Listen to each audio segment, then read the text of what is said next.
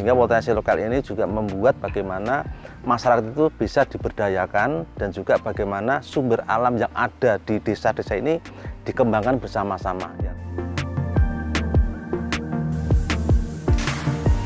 Jadi program beasiswa Satu Rumah Satu Sarjana ini benar-benar membantu banget Mbak di kalangan mahasiswa yang dimana mereka kan semuanya total pengcoveran untuk biaya dari orang tua. Di Klaten ada Bulu Ponggo yang bisa difoto, jalan-jalan, di video, kasih makan ikan.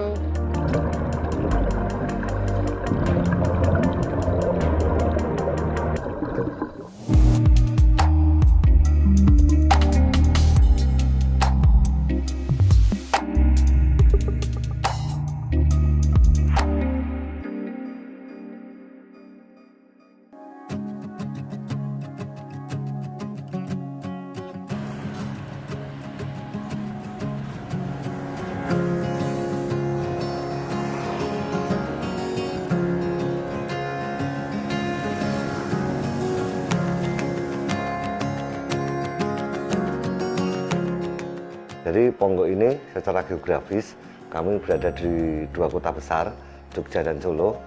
Kami di dataran rendah antara Gunung Merapi dan Gunung Merbabu. Yang mana Ponggo dulu itu tahun 2001 itu masih dibilang menjadi desa miskin, paling 3 nomor bawah di Kabupaten Klaten. Kami membuat pemetaan, perencanaan, action, keberlanjutan. Dan 4 strategi ini yang kami lakukan, di mana kami harus memulai membangun desa ini.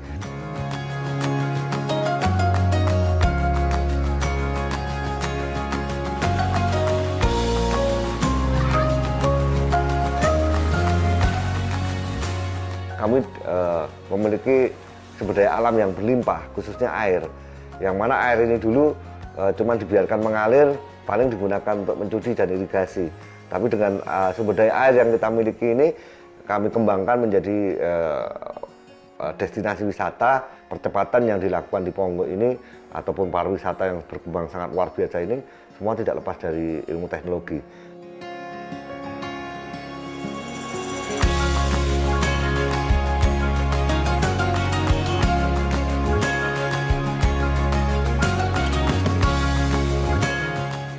Semenjak misalnya Undang-Undang Desa Nomor 6 tahun 2014 ya, dan dirubah menjadi Undang-Undang Nomor 3 tahun 2024 ini, semua desa kan mendapatkan hak yang sama kaitannya dana desa. Ponggo pun juga sama, kita juga dapat dana desa 1 miliar. Kami dana desa itu kami fokuskan untuk mewujudkan desa wisata tadi. Kalau sekarang ini di Ponggo ini per RW itu ada tempat wisata yang mana dikelola oleh lembaga usaha produktif milik masyarakat desa.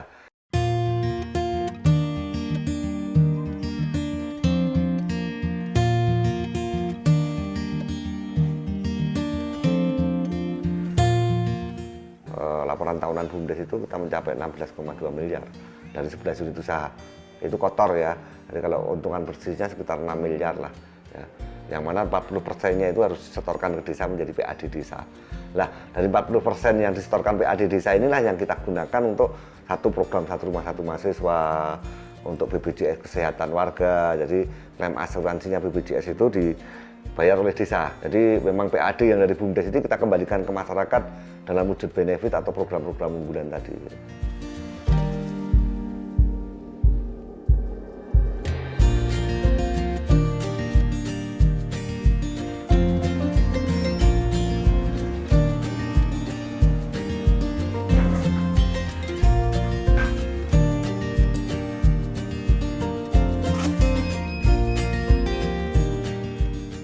BUMDes ini tercipta bukan hanya untuk profit oriented ya, kita juga ada benefitnya. Bagaimana kita pemberdayaan masyarakat untuk gotong royong dan juga kolaborasi dengan lembaga-lembaga desa yang kedepannya bisa kita untuk memajukan perekonomian dan juga meningkatkan pendapatan PAD dan juga kesejahteraan masyarakat. Pendapatan ini kan kembali ke desa maupun ke masyarakat juga.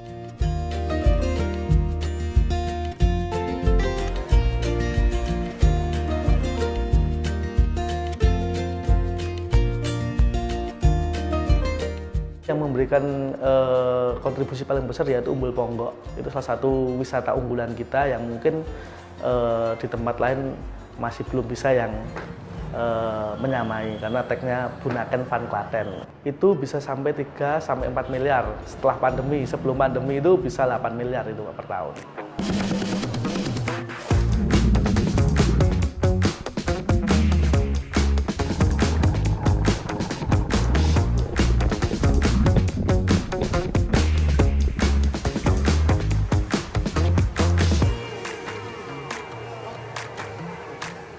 Nama saya Pak Untoro, saya asal dari kota Semarang. Saya Ibu Liana, Semarang. Saya pertama kali ke sini, ya, dan kesannya ya, begitu saya turun, kok ya sensasinya lumayan, biarpun agak dingin gitu. Tadinya nggak takut-takut, Nggak takut. udah masuk, udah enak, Ya, nyaman. Nyaman. Dari temen ya, diberitahu kalau di Klaten ada Bulu Ponggo yang bisa kita bisa masuk bisa foto. air sini. Di foto, jalan-jalan, di video Kasih makan gitu, ikan. kasih makan ikan. Walaupun dengan dikit-dikit kayak dicubiti gitu, jari-jarinya cubiti ikan gitu. Cuman seneng. Ya seneng gitu lah. Ya tempat wisata ini bagus lah ya. Buat Gitu. refreshing. Refreshing, ya mungkin di hari liburan gitu ya.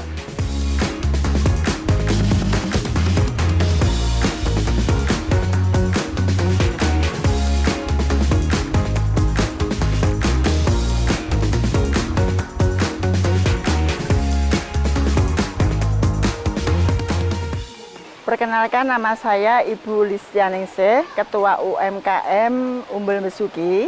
Sebelum pengembangan desa wisata, kita banyak warga yang belum punya pekerjaan, pengangguran istilahnya. Tapi dengan adanya pembangunan desa wisata per RW, kehidupannya semakin menambah baik dan layak. Untuk wisata Umbul Mesuki ini tidak diperbolehkan yang bekerja di sini di luar RW. RW 4 itu semuanya ada kegiatan bekerja semuanya, tidak ada pengangguran sama sekali.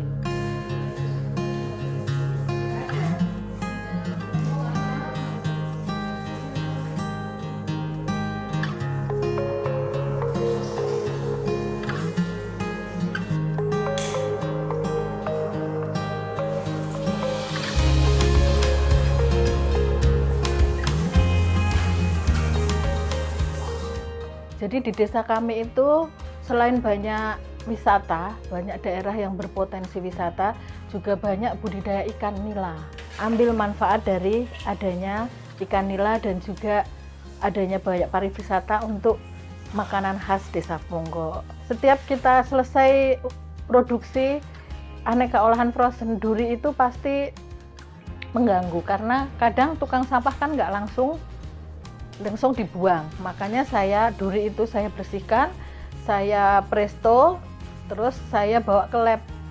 Ternyata duri itu mengandung kalsium tinggi. Terus saya coba olah menjadi aneka cemilan.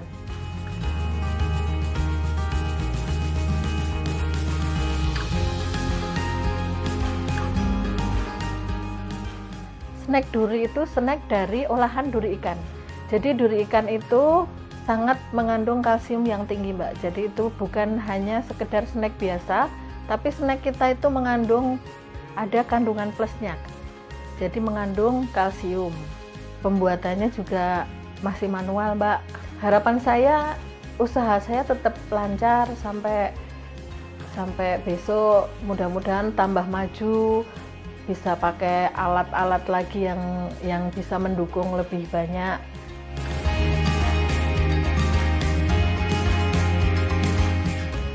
Program Satu Rumah Satu Sarjana ini membuat kita itu lebih aktif ke desa. Jadi kita setiap ada event-event desa, ada kegiatan atau yang lain, diharapkan kita dapat membantu di desa ini.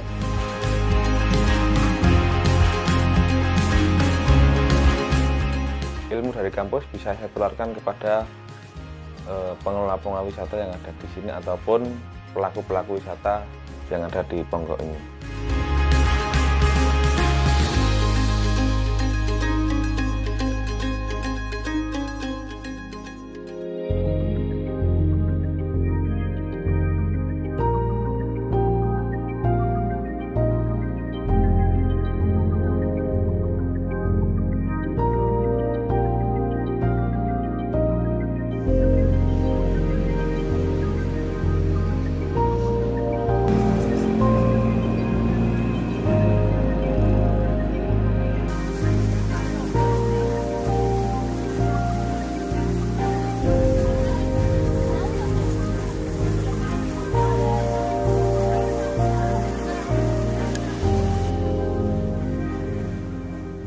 Jadi tahun 2007 kami memulai membangun Desa Ponggok ini.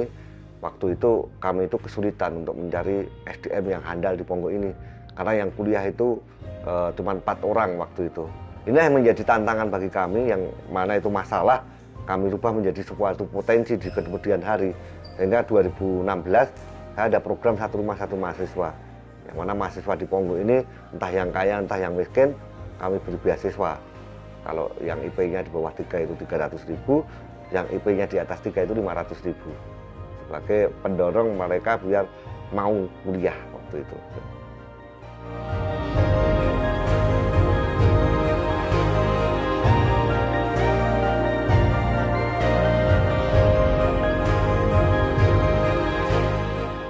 Mereka itu bisa kerja lagi di desanya kembali, ya.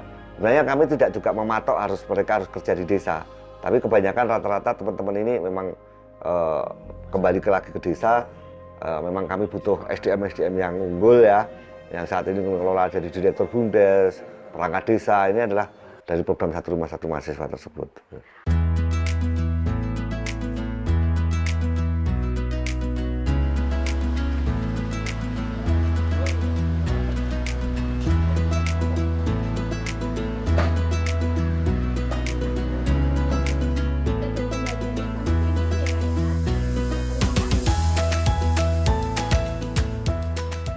Sebelumnya saya itu ekstensi dulu dari 3 ke S1. Saya mulai kuliah di tahun 2018 setelah lulus SMA, dan itu saya langsung mengajukan. Kebetulan saya juga termasuk staf di Umbul Besuki sebagai admin tiketing. Nah, itu juga saya berkontribusi dengan ilmu yang saya punya, itu bisa membantu dalam hal pelaporan. Jadi dalam hal administrasinya di sini.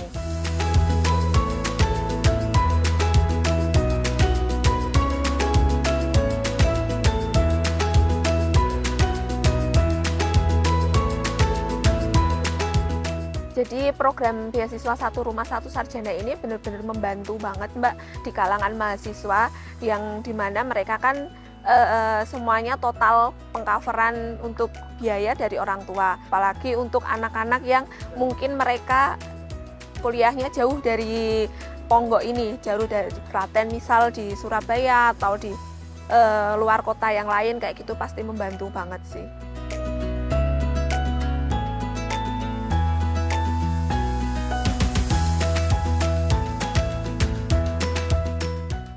Komitmen kita memang sebenarnya dengan adanya program satu rumah satu sarjana ini membuat kita itu lebih aktif ke desa. Jadi kita setiap ada event-event desa, ada kegiatan atau yang lain, diharapkan kita dapat membantu di desa ini.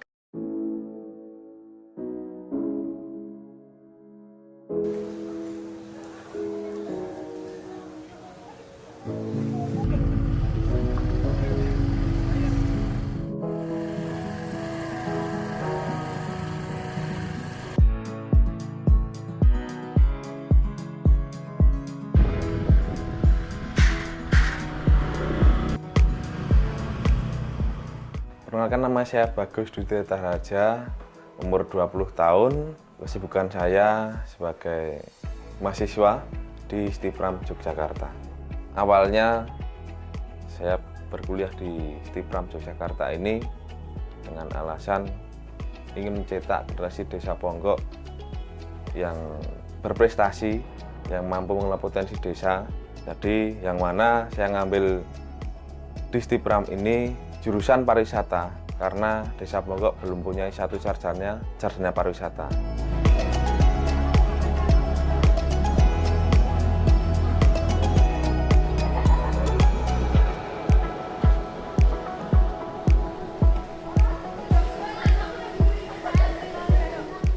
Uang semester saya di kuliah di Stipram yaitu 2 juta Mbak, yang mana nanti saya dapat 500.000 dari desa, kemudian saya masih dapat lagi dari Ponggok Kreatif, alhamdulillah, untuk membayar uang semester kuliah dan untuk membayar perjalanan ke sini sampai ke kampus. Ilmu dari kampus bisa saya tularkan kepada pengelola wisata yang ada di sini ataupun pelaku-pelaku wisata yang ada di Ponggok ini.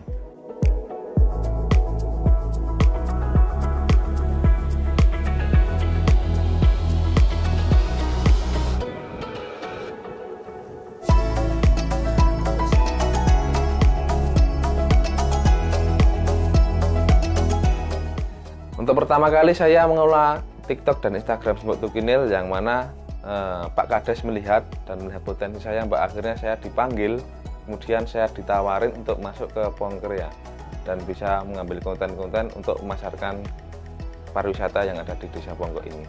Jadi kita di Pongkrea itu kita juga punya deadline juga, Mbak. Jadi per tempat wisata kita harus posting 16 konten. Kemudian di Pongkok ini mempunyai 5 akun Instagram. Jadi kita harus membuat sebanyak-banyaknya untuk diupload di media sosial. Insya Allah saya bisa membantu desa dengan pengelolaan tempat pariwisata dan lain sebagainya.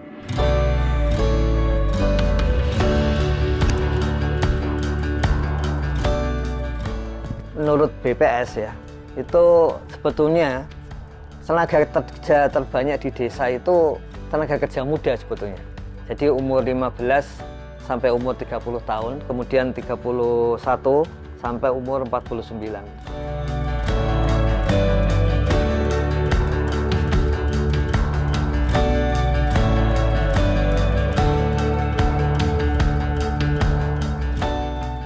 Ya, tidak harus semua desa berkembang jadi kota. Desa yang maju kan nggak harus jadi kota juga. Desa yang industrialisasinya maju kan tidak harus menjadi kota.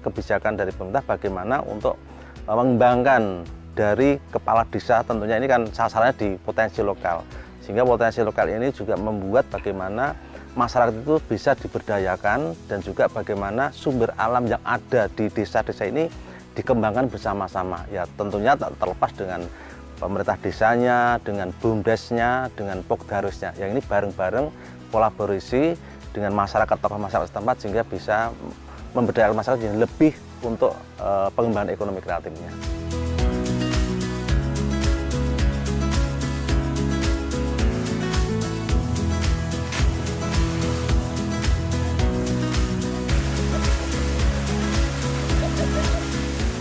Di kabupaten ini juga melakukan suatu perkumpulan, itu namanya Forum Solo Raya. Nah, Forum Solo Raya ini untuk memberikan suatu pemasaran promosi di Solo Raya. Dari 34 kabupaten kota ini, alhamdulillah Klaten termasuk paling tertinggi pengunjungnya, sekitar 395.765. Ini dari se-kabupaten Klaten dari 35 tadi.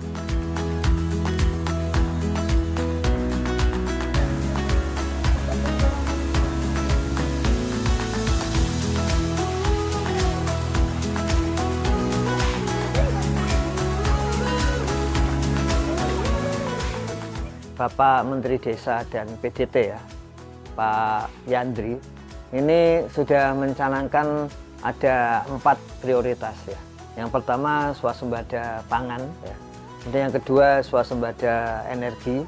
Kemudian badan usaha milik desa untuk pemasok utama dari makan bergizi gratis ya. Yang terakhir ini hilirisasi dari produk-produk desa.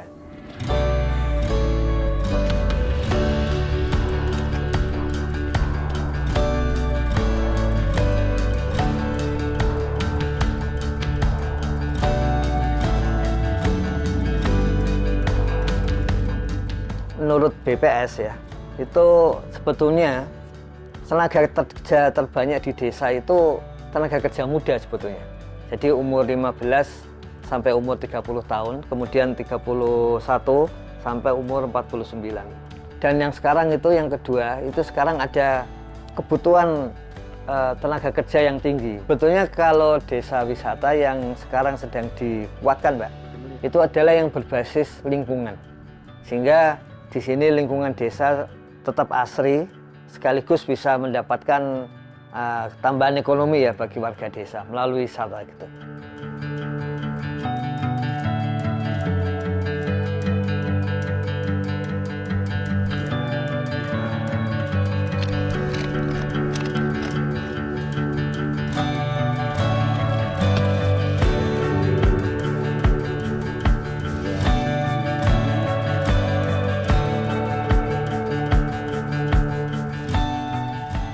menurut Undang-Undang APBN 2025 ya, saat ini itu paling tidak maksimal 15% dana desa itu untuk BLT ya.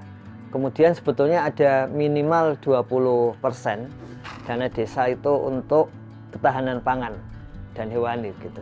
Kemudian yang 3% untuk operasional pemerintah desa. Tapi juga ada prioritas untuk badan usaha milik desa dan peningkatan tadi potensi ekonomi desa.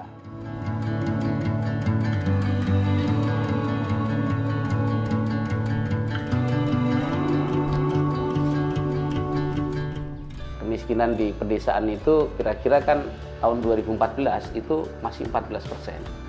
Sekarang kan di bawah 12%. Penurunan cukup tajam 2% dalam kurun waktu kira-kira 10 tahun.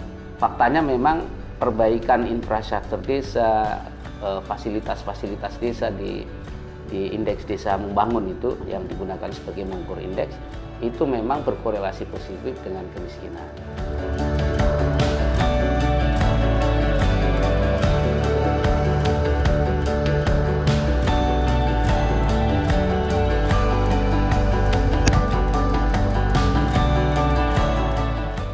Ya tidak harus semua desa berkembang jadi kota. Desa yang maju kan nggak harus jadi kota juga. Desa yang industrialisasinya maju kan tidak harus menjadi kota. Gitu. Tetap bisa basis bahan baku, bahan komoditi pertaniannya tetap lebih dominan dibandingkan sektor-sektor yang lain.